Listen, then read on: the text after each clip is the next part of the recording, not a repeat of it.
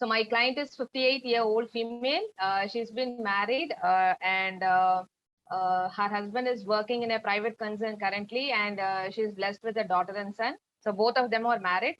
Daughter and son are married, and my client, she's been as a civil engineer working in TVS, and for 15 years, and later on she worked as a freelancer for 8 more years. And currently, she's retired, and she's not that happy sitting at home. So that's first challenge. And she's a Brahmin, a very orthodox family, and vegetarian, financially dependent on husband, but still, husband is like very supportive, very caring, and he gives whole lot of freedom. Like, they are like 50-50 kind of thing. So she's happy about that, but still she's financially dependent. And coming to her anthropometric, she's 152 centimeter in height, 65 kg, and her BMI is 28.1. Sorry for that spelling mistake, H and all. Okay. And so she's been diabetic since 2014, hypothyroid since 2014. And all these things was detected because she has to go for a hysterectomy in 2014. So for Revati, which she did a, yeah. Am I fast? no. Sorry. Please continue. Yeah. Okay. So she had some irregular cycle issue for 3 years, and later it so happened that she started having bleeding for 25 days. Though it is not a heavy bleeding, but still she had some kind of a discomfort. So she was advised by her gynec to do the hysterectomy, for which she underwent all these master checkup, and got to know that she's been diabetic and hypothyroid. So this.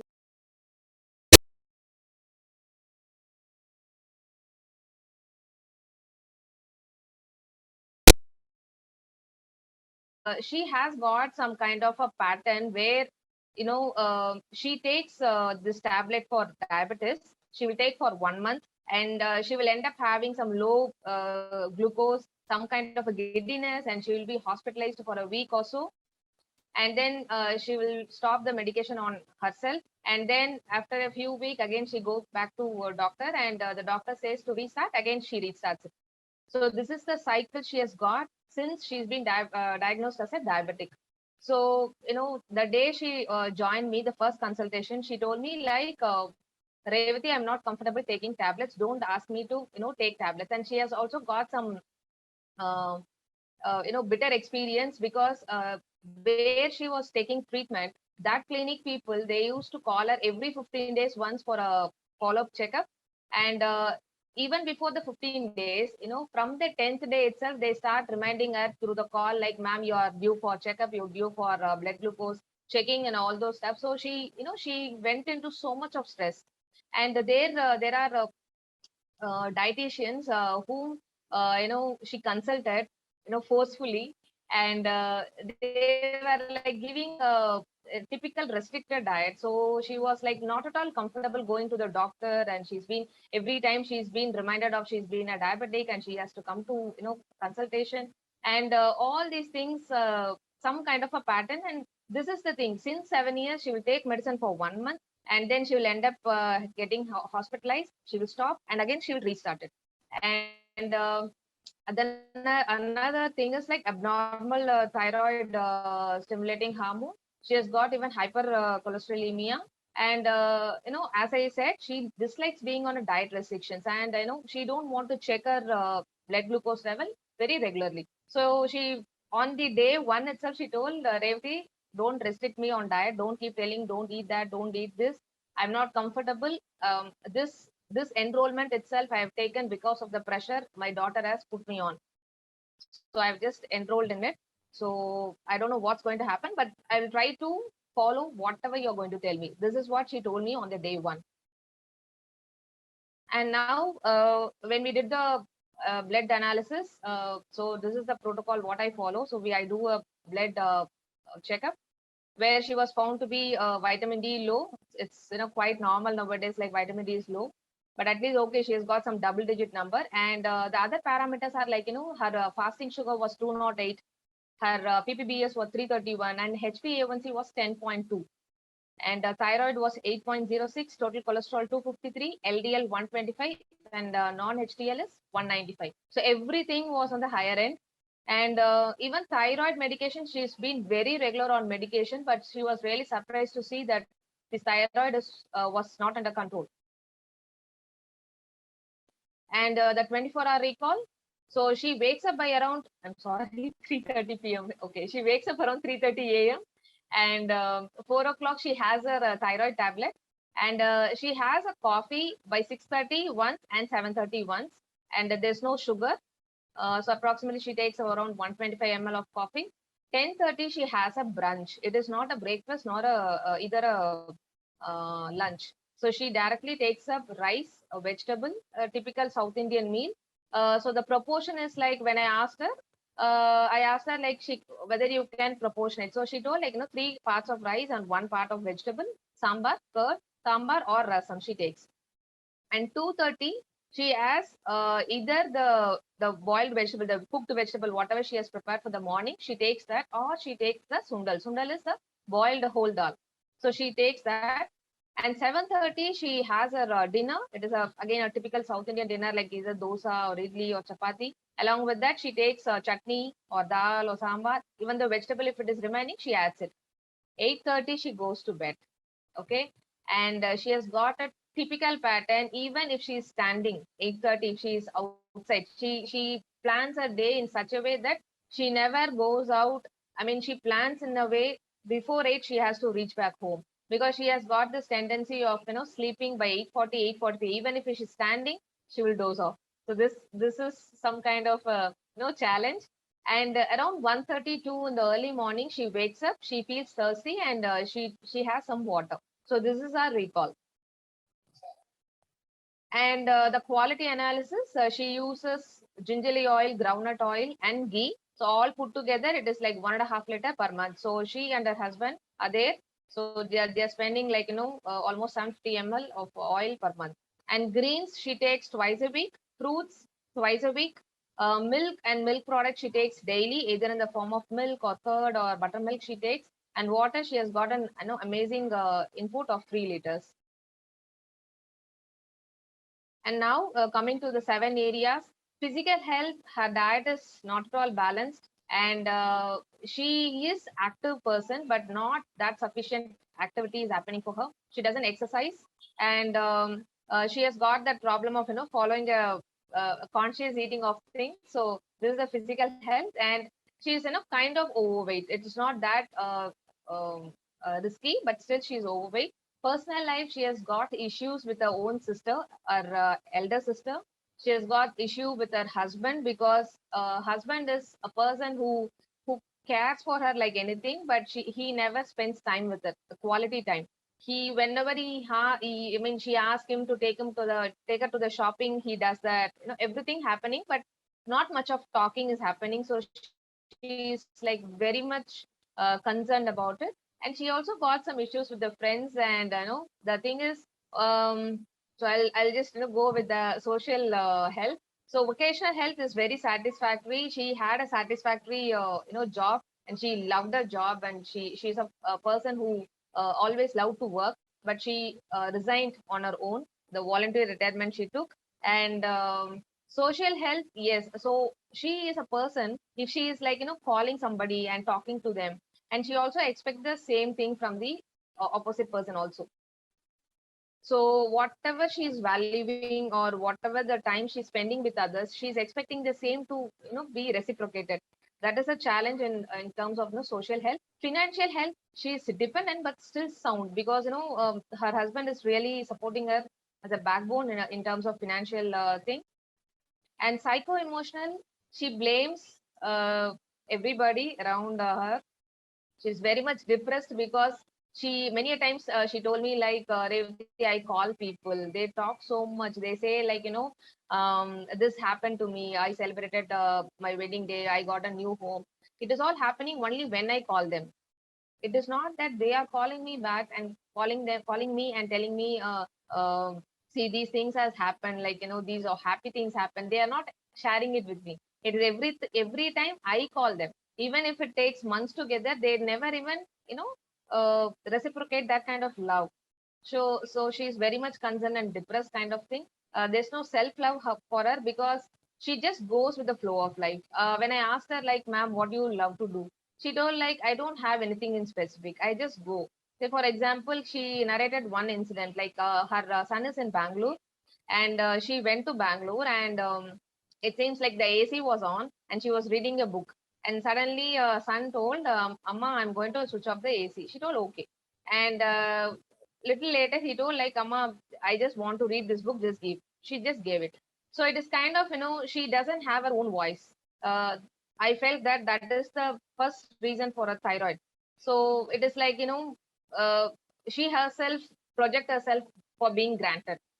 And spiritual health, she is very religious, very spiritual. And so, she does puja every day and she light diya and everything. She's like very spiritual person.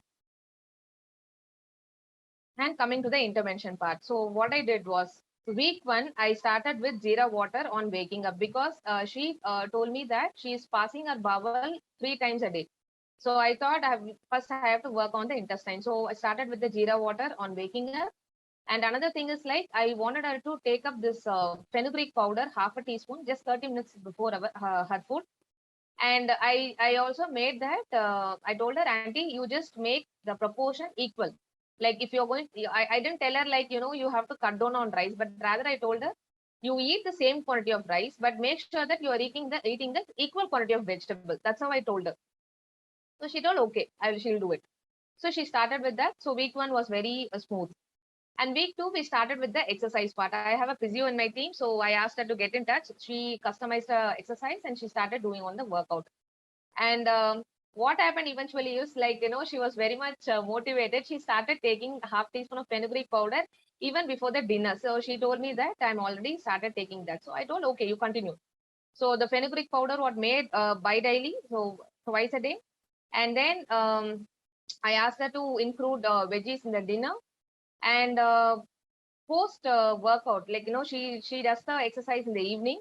So I asked her to take some proteins plus buttermilk after the exercise. So the proteins are nothing but I asked her to first take only those sundal, the boiled whole dal, like channa or green gram, whatever it is she's comfortable with.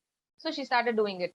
And I mean, generally the blood test is done in the day, I mean, week one. But this case, it didn't happen. So I just again reminded her, Auntie, I need the blood test because we haven't done. We want to know like where you are starting so that end of 3 months, we need to know where you have landed up. So I just instituted a blood test. And week three, she did the blood test and she also consulted the doctor with the blood reports. So I, just continued with the same intervention. I didn't do anything. But this week, she opened up her personal life. So she started opening up with the relationship she has with her husband, her sister, her son. So the son part I told you, right? So whatever her son says, like she says, she's just not. She doesn't open up. And husband is like he goes to work in the morning around 10 o'clock, 9, 10 o'clock. He leaves and he comes back around 7, 7:30. So what she does is, and her husband is a amazing Mirdangam player. Okay, he also apart from his work, he also does these concerts. So he practices every day. So she is like very much, though she likes her husband playing that, but she doesn't love it because her husband is not spending time with her, but rather he's able to spend time on all these things. So from this, I came to know that because of this, she started sleeping by 8:30 and she started waking up by 3:30. 3:30, that's another story. I'll just tell you.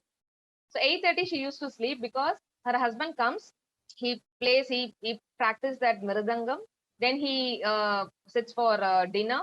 So the moment the dinner is being served, she goes and sleep. So this is how she started, and that become her habit now, and become very difficult for her to be awake after 8:30. So this is one. And second thing is like her sister, elder sister.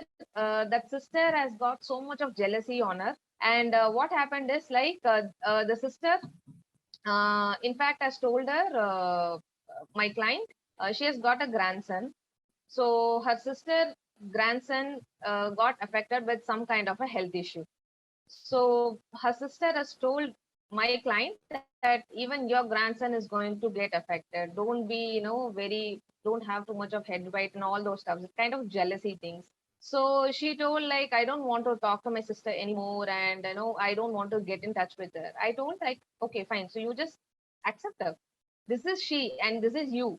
You just accept. And I asked her like, how do you had childhood days with your sister and all those things? Just count on those blessings. Like, how do you really enjoy being with your sister during your childhood days and all those stuffs?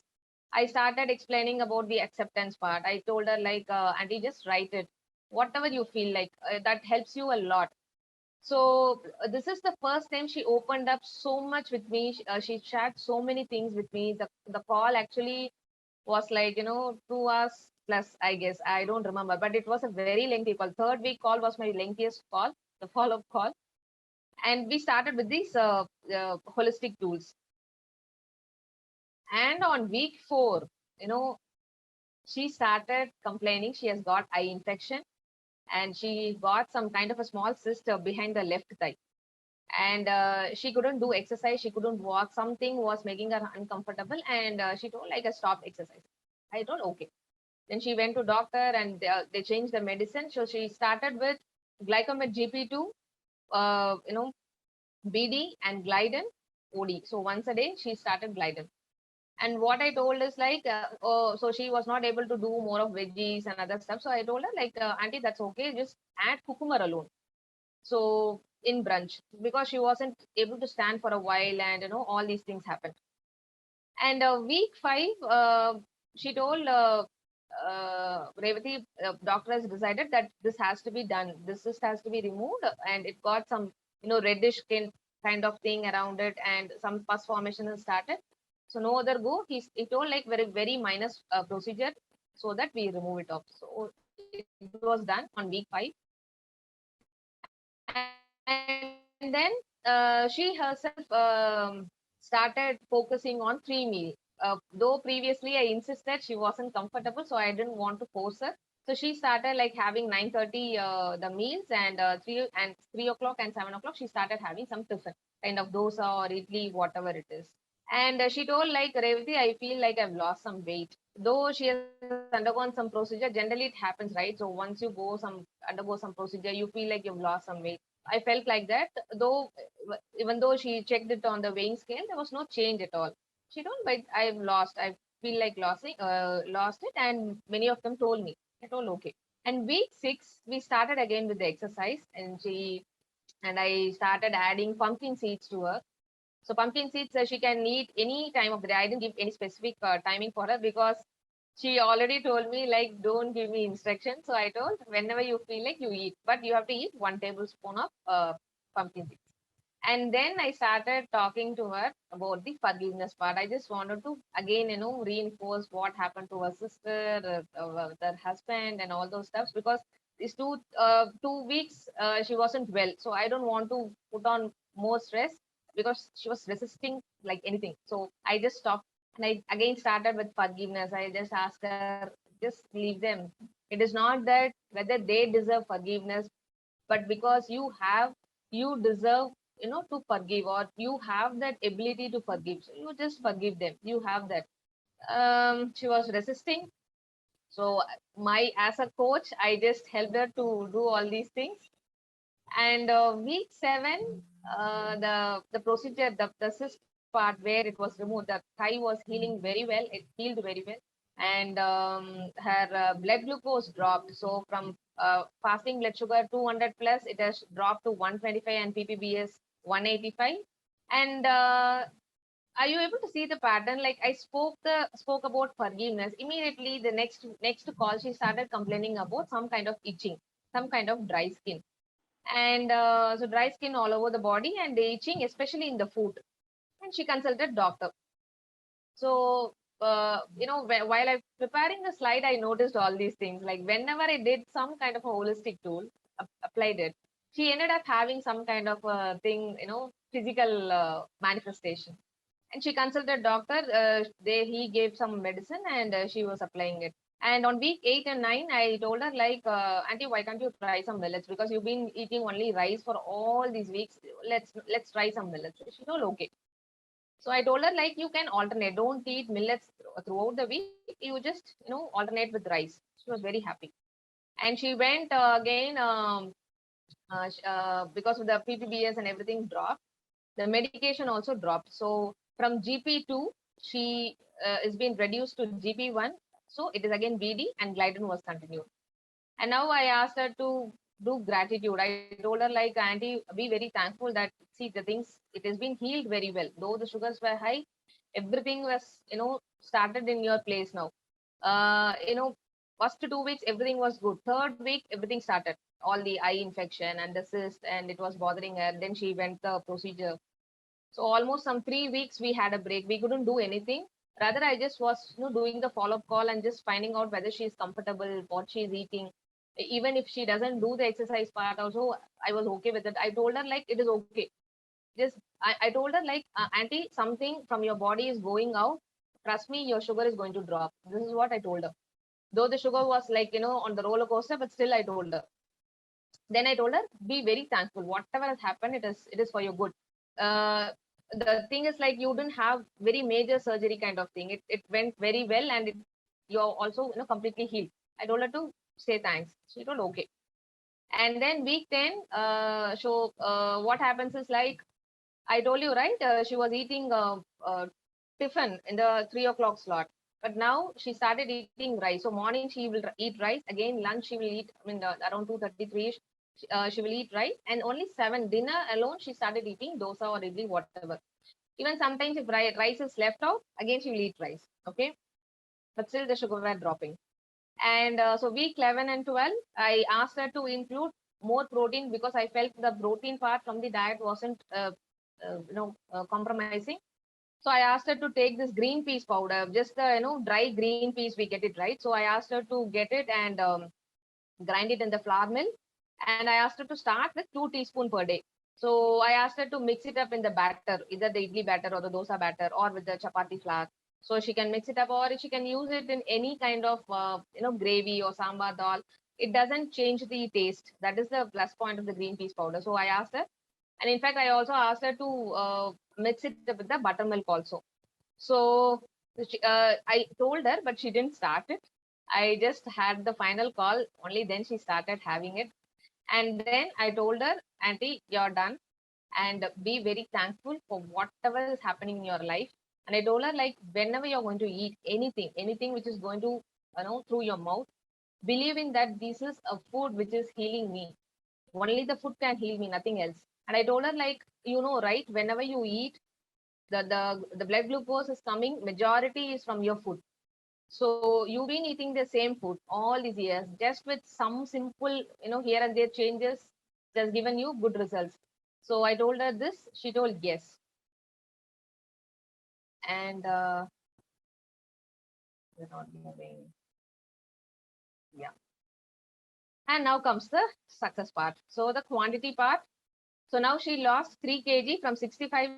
She dropped it to 62. And she told me, Revati, I've never ever touched 62. It has been years together. She's been on 65 for a very long time. And she told, like, I don't believe you told me that you're not going to focus on my weight loss, but you told there might be some weight loss happening. But I'm so happy with this 3 kg drop. And HbA1c from 10.2 to 6.6, it dropped. Okay. And she was like very much thrilled. And I was like really emotional that day. Danya was there with me. So her HbA1c dropped 6.6. Thyroid, it was like from 8, it dropped to 1. And fasting sugar, imagine from 208 to 79. PPBS from 331 to 151. And the average blood glucose from 246 to 143.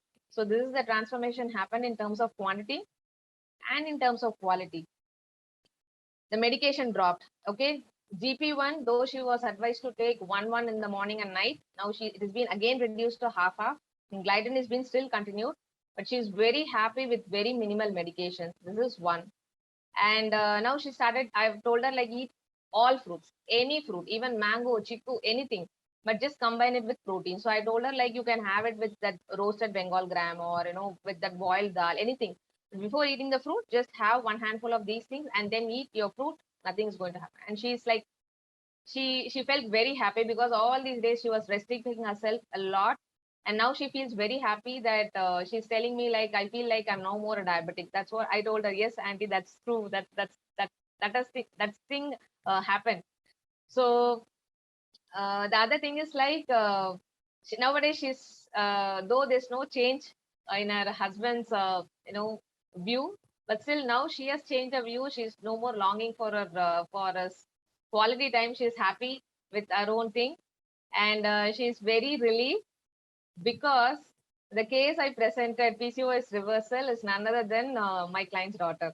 So her daughter, after seeing her result, she made her mother join to me, and one kind of a stress got relieved. She felt very happy because that her daughter was suffering it with what 15, 16 years, and that got reversed. She felt really really happy, and now she's telling me, Revati, I don't deny anything. Like I can be on minimal medications also, though previous thing, all the 7 years, she used to stop the medication, she used to get hospitalized, she used to come back, and all this roller coaster was happening. But she told like, Revati, even this medication is fine. But I told her, auntie, your blood sugar is dropping, your fasting sugar is 79.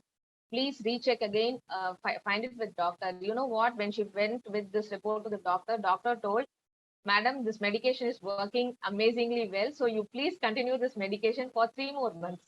Then I told her, Auntie, don't do that. Just do it for 1 week, recheck the sugars, and then show them to the doctor. Then the doctor decide. If still he is not going to listen, you stop the medication for dinner. That's what I've told her. That half medication during the dinner time, please stop it to avoid hypoglycemia in the morning. And finally she understood that not all the dietitians are same, so she's very happy. This she told me at the end of the package. She never told me that she hesitated so much and all those stuff, but she told me at the end of the call, so final call, and she told me like, I'm very happy. And the summary, the first thing, she never applied any of the emotional exercise tools, nothing. She didn't even write a word. Every time I used to call her, I used to tell her, Auntie, did you wrote? No, something is stopping me. Something is stopping me. I believe you all will remember. I posted a question in the group. If the client from the day one, if they are going to say same thing, but they're not following, they don't want to write. I asked for this particular client because I was very much concerned. But when I had a call with sir once, not for the particular client, but for something else, he told like, you send them the energy, you send them the healing energy, healing vibration. Definitely they will start working on it. I don't know. I had this belief strongly and I started doing it. I believe that she's healing, and I believe that she's going to come out of this diabetes. I prayed for her. I always kept her in my prayer. And the other thing is like, she's a person who does everything very systematically. She told her like, Revati, I need to go to park for walking because you've told the exercise to be done. I told her, Auntie, walking is important, but not the place. You can also walk inside your home. And after that procedure, she started walking only inside the home. She never went to the park or the other stuff. Just rounding inside the room, she was able to amazingly drop the sugars. And though the blood glucose was on roller coaster for 3 weeks, I couldn't do anything. Like everything was stuck. Eye infection started, the cyst on the thighs. She went to the procedure, and still the HbA1c and thyroid dropped. Not even in it is less than 10 weeks, I can see, because she did the blood test on the third week after joining me, and she did the HbA1c 2 weeks before the 3 months. So 10 weeks was the date by date, but the 3 weeks we couldn't do anything. I can rather say probably 7 weeks time is more than enough to reverse HbA1c and thyroid. And I felt like thyroid, something like, she opened up so much because she shared so many things with me personally, and she told like, Revati, I've never in my life shared these things to anybody. I've just told you. So I felt like that opening up probably healed her thyroid. That's what I felt. So this is the case, and I'm yet to get the feedback from her. Probably within a week, I will get the feedback. I'll share it in the group. So this is from me. Thank you.